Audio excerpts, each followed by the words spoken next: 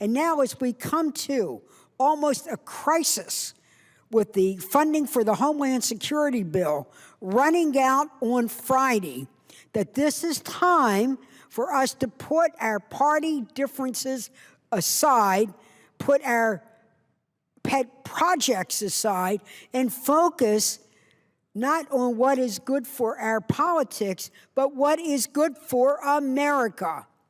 I understand that our leadership on both sides of the aisle, Senators McConnell and Senator Reid, have arrived now at a framework where we will go through a set of parliamentary procedures, which is our way, to then arrive at a point where we could be voting on a full year's funding for the Homeland Security bill without any additional riders that could derail the bill placed on it. I would like to compliment the leadership for beginning a communication, establishing a parliamentary choreography where we could actually get the job done. The leaders have been working on this. We know that they'll be coming here on the floor in a few minutes to share with us that idea and begin the procedures where every senator can exercise their will and their judgment. But I just want to say this as the ranking member or the vice chair of the Appropriations Committee. We've got to fund the Department of Homeland Security. We just got to do it. We got to do it, and we got to do it now. I hope we can do it in the Senate this afternoon and that the House really follow what we are doing here. This is so crucial because the very nature of what the bill is, Homeland Security.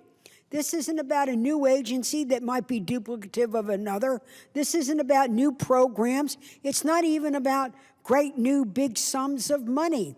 This Appropriations Committee arrived at its recommendations when we were working on the omnibus.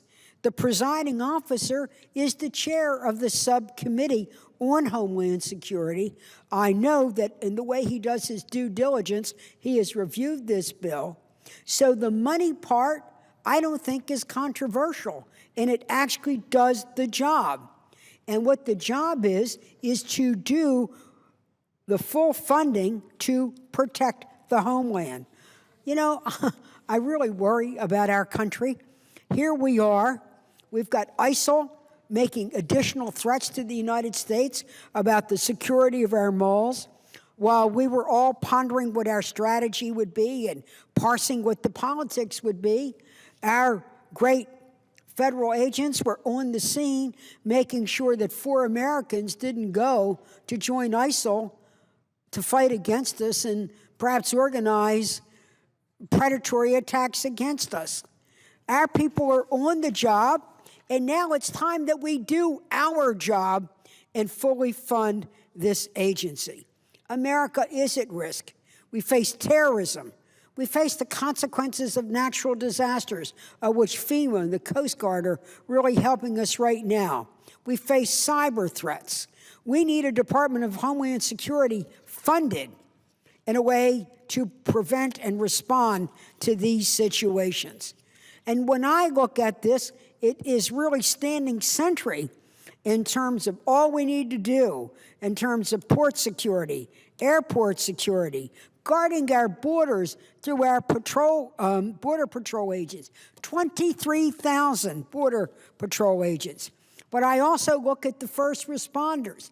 If anything happens in our country, it is local law enforcement and local firefighters who are the first to respond. We have helped them with this response by providing them with federal funds. I'm really proud of what we have done on this. I want to speak particularly about the Fire Grant Program. Now think about what they do. Every day when they report to duty, our first responders don't know what they will face. In my own home state of Maryland, will they face a train derailment? We've had those. Will we face a metro fire?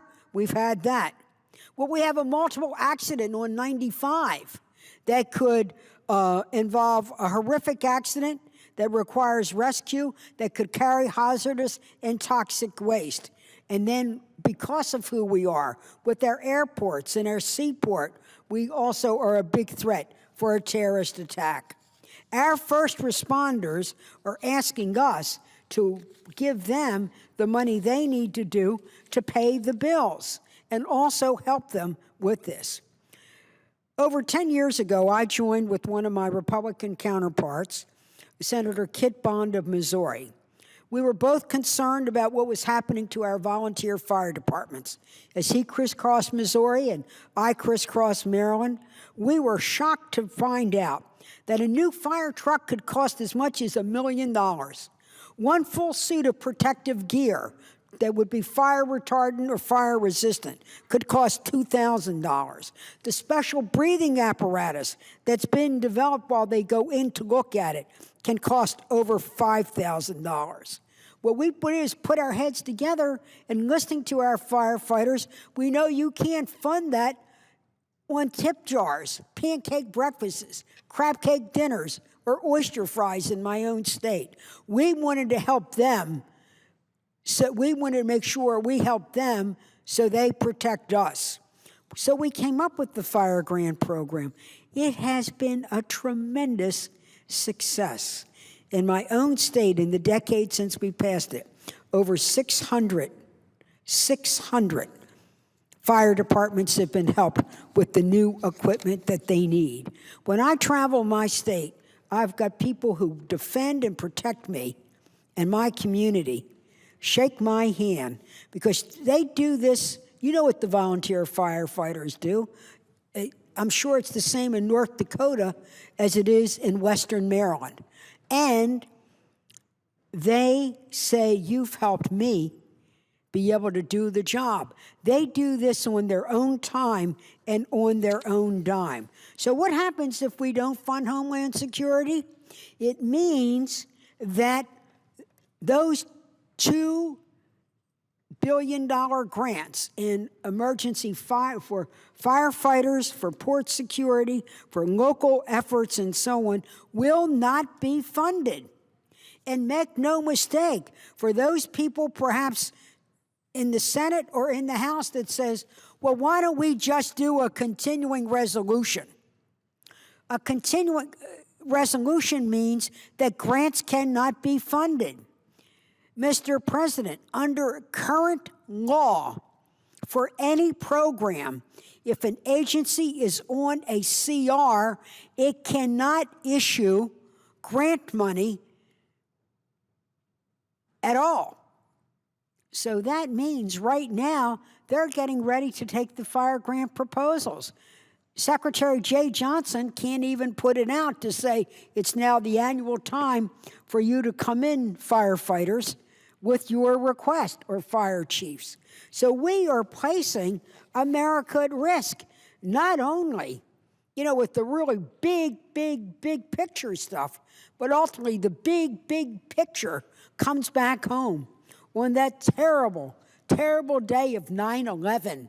Who ran up that burning building? Who ran up those 30, 50 steps? Who ran up the steps of the World Trade Center? It was firefighters. Unflinching, unflagging, unabashed in their heroism and their desire to rescue. And every day, right this minute, one of them somewhere is doing something. Certainly, we can fund the grant program so they have the truck that they need, so they have the breathing apparatus they need, so that they have the protective gear they need, so we can protect them while we protect us rather than protecting our political butt. We got to get off of our butt and fund this bill. So I look forward to the leadership on both sides of the aisle coming forth with the program to do it. And I hope we have a sense of urgency, because there's a saying from Tip O'Neill that all politics is local, but ultimately all Homeland Security is local. Mr. President, I yield the floor and note the absence of a quorum.